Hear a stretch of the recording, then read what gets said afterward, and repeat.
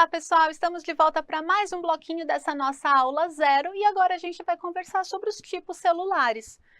Quais são os tipos de células que existem, né? Então, conversei com vocês no comecinho da aula falando ali que estabeleceu-se uma vez com aqueles experimentos ali mostrando que a vida só vinha de uma vida pré-existente, que toda vida era ali composta por célula. Então, toda vida vinha de algo que já era vida.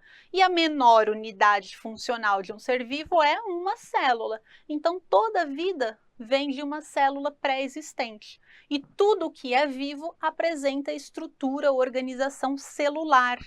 E isso aí faz parte dessa teoria celular, então, que é uma máxima na biologia, tá? Teoria celular. Todos os organismos vivos são formados por uma ou mais células. E essas células são aí as menores unidades morfológicas e funcionais. E todas essas células se originam de uma célula pré-existente. E a gente já viu aí como provavelmente surgiu a primeira célula. Por que eu estou falando isso? Essa teoria celular ela é importantíssima porque ela é base para dividir tudo o que é vivo em três grandes grupos. Então, pense em toda a diversidade biológica, tudo que é vivo que existe, desde bactéria, fungo, protozoário, alga, planta, bicho, tudo. Tudo isso está organizado em três grandes domínios, domínios da vida. Quais são esses domínios? Bactéria, arqueia e eucária, tá?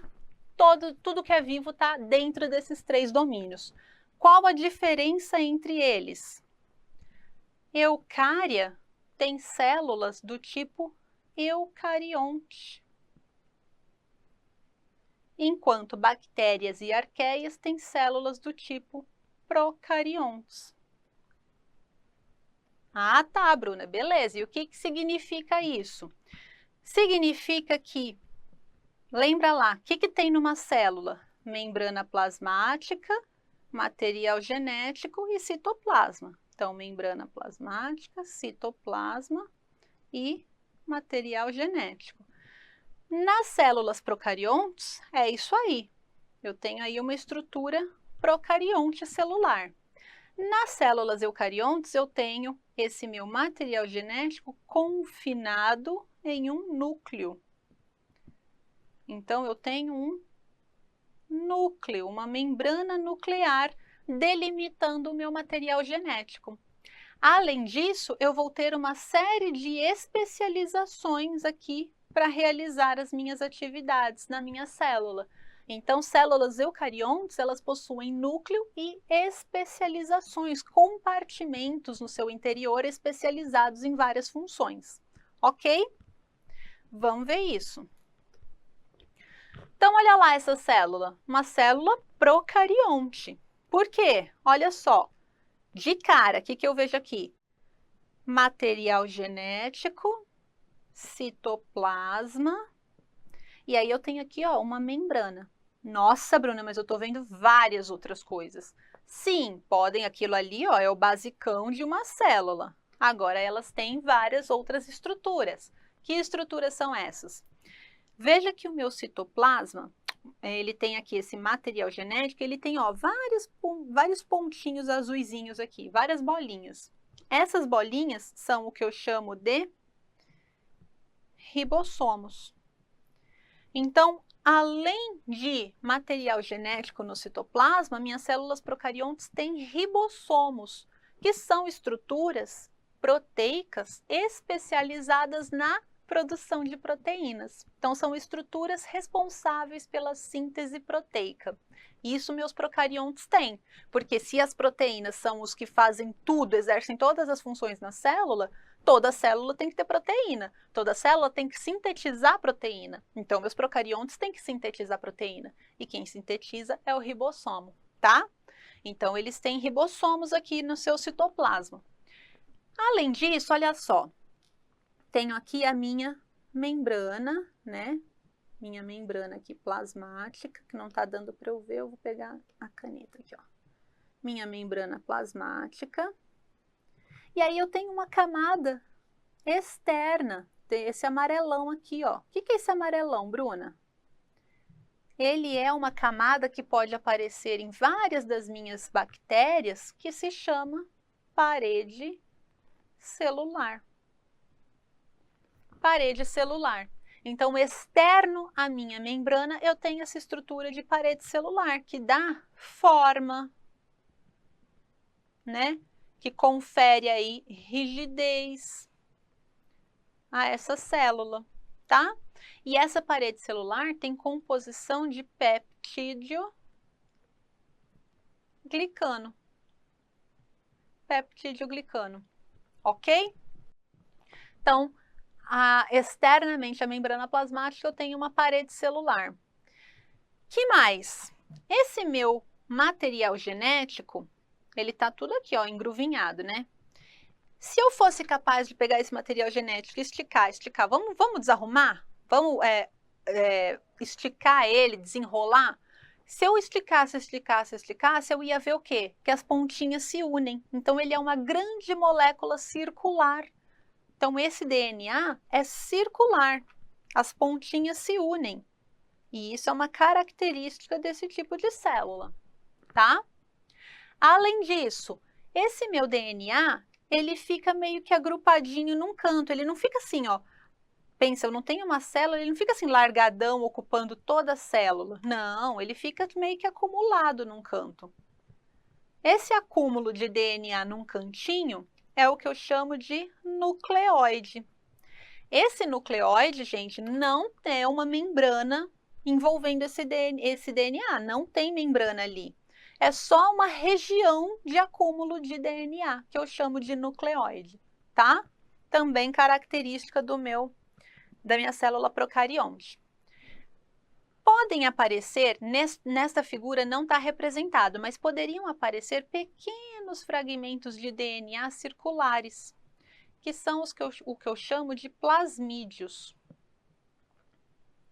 E esses plasmídios, eles estão ali justamente para que uma célula procariótica troque porções de plasmídio com outra e gere variabilidade genética, tá?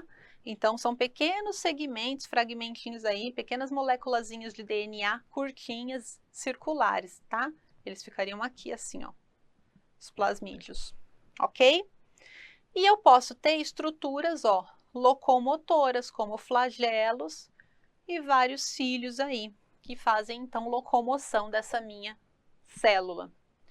Toda célula procariótica é célula de bactéria, tá? Então, toda bactéria é procarionte, ok? Vamos para eucária, o outro domínio. Eucárias são aí as células eucariontes. E aí, o que tem de diferente nessas células? Olha só. Agora, o material genético, ele está aqui dentro, ó, dentro de uma membraninha. Então, existe um núcleo nessa célula que deixa confinado o material genético. Ele é delimitado por membrana. Além disso, olha para o citoplasma. Esse citoplasma aqui só tinha ribossomo, né? Olha agora esse citoplasma, tem um monte de coisa que eu consigo ver. Então, existe aqui uma organela, outra estrutura aqui, outra estrutura aqui, outra estrutura aqui, uns pontinhos aqui, outra estrutura aqui. E existe compartimentos nesse meu citoplasma. Ele é compartimentalizado. E cada compartimento realiza uma função. Então, são compartimentos especializados, ok? E isso só está presente nessa célula eucarionte. Agora, dentro das minhas células eucariontes, existe diferença também. Então, quem são os eucariontes? São os animais, os vegetais, os fungos, os protozoários e as algas. São aí meus organismos eucariontes, tudo que não é bactéria, basicamente.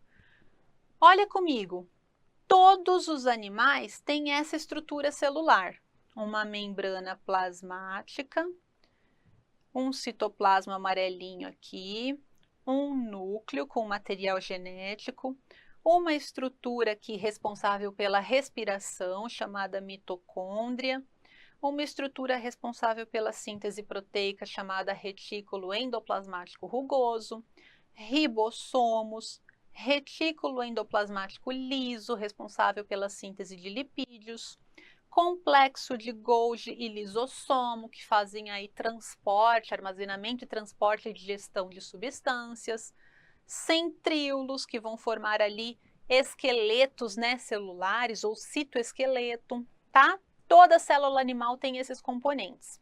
E esses componentes variam um pouquinho entre as outras células.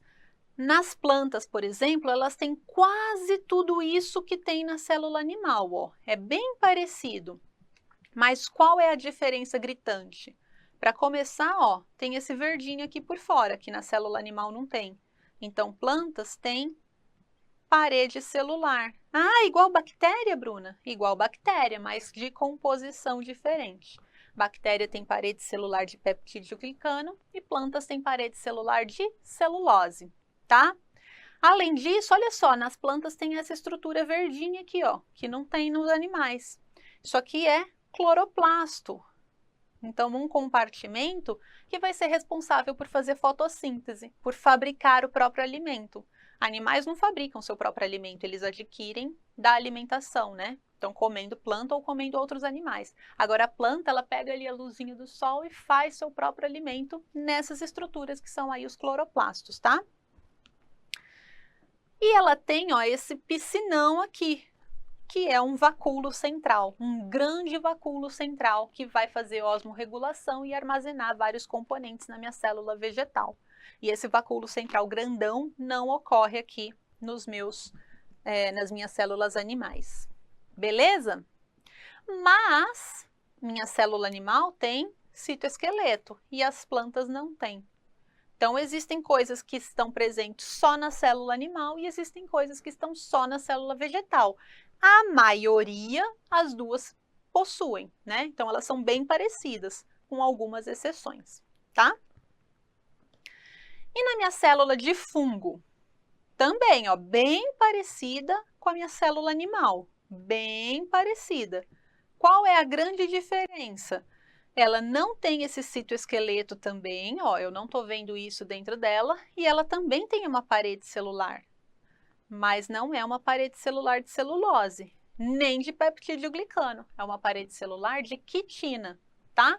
Então, ela tem parede celular com uma outra composição aí, que é a quitina, ok?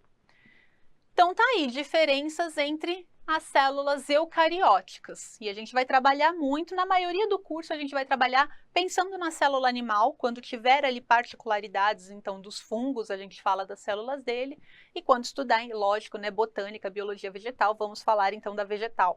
Mas aí o modelo de célula eucariótica que a gente vai utilizar é a célula animal, tá? Belezinha, pessoal? E aí, protozoários têm célula animal, algas, célula do tipo vegetal. Ok? E assim a gente finaliza a nossa aula aqui, nossa aula 0 do curso. Terminamos aí a parte teórica dela. A gente volta no próximo bloco para resolver 10 exercícios, então, encerrar a primeira aula desse nosso curso. Já volto!